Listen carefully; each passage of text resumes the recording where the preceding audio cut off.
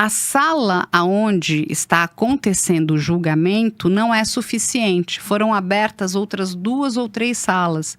O que acontece? Existe uma transmissão interna, aonde somente, né, é passado naquele momento para que as outras pessoas, a imprensa especializada, possa assistir. Mas ela não pode gravar. No momento que aquilo acabou, aquilo não fica guardado.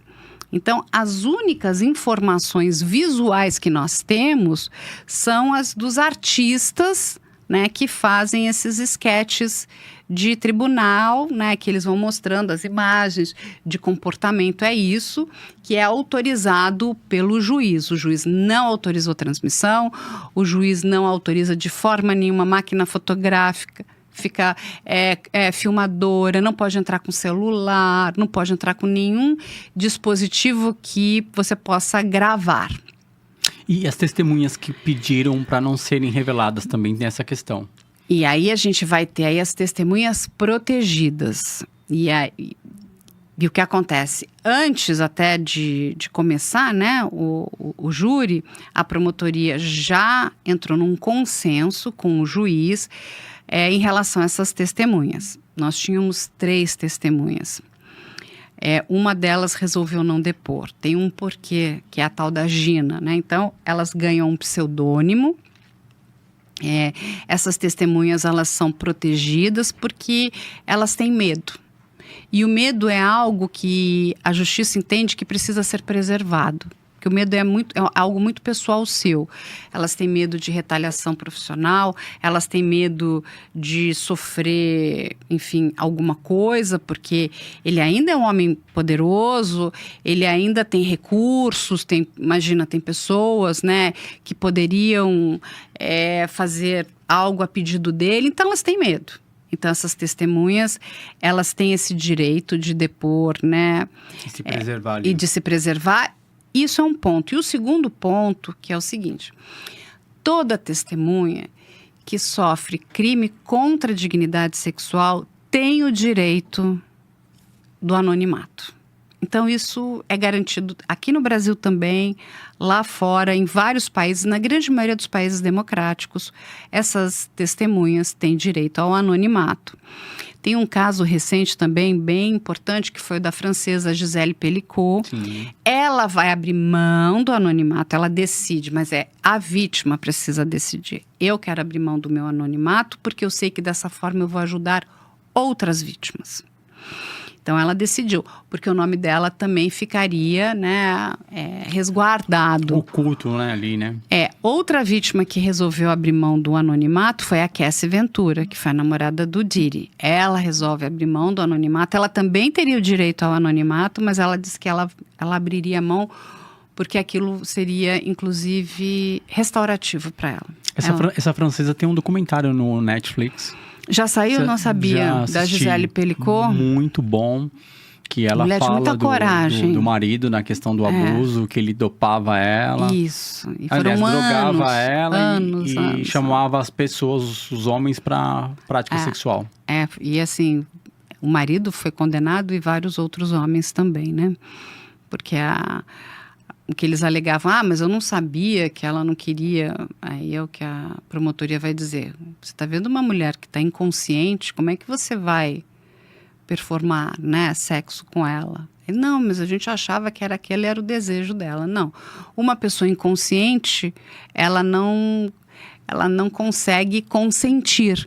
Então, se ela não consegue te dizer sim, eu quero, você ouviu isso da boca dela? Sim, eu quero, não ouviu. Logo, isso não é algo que foi consentido. Então, eles caíram ali numa lei pesada, porque foi estupro. E aí, vai começar todo esse grande júri, né, que a gente teve uma semana de escolha de jurados. Sim. Nós já tivemos 3 semanas, entramos na 4ª semana. Essa 4ª semana a gente ainda continua aí com testemunhas da acusação. E para as pessoas entenderem, uma testemunha pode ficar vários dias testemunhando. Não é que ela ela testemunha um dia e vai embora. Porque aqui no Brasil é completamente diferente. A gente acabou de ter o julgamento do Paulo Cupertino. Foram 2 dias e acabou. Não, lá é longo, o debate é longo. Porque, até para as pessoas entenderem, quando você... quem começa sempre é a acusação. Tá? Porque o réu ou a ré tem esse direito de saber o que a acusação tem na mão, inclusive para poder ter tempo de se preparar. Então, primeiro vem a acusação e depois vem a defesa, para ter tempo, inclusive, de se preparar em relação ao que foi apresentado pela acusação. Mas a acusação chegou ali com 190 possíveis testemunhas. Ela vai chamar as 190? Lógico que não. Ela vai escolhendo conforme a conveniência dela. Agora chama a testemunha tal. E ela pode chamar, por exemplo, uma testemunha que foi dispensada, ela pode chamar novamente, se ela entender que é importante que aquela testemunha volte.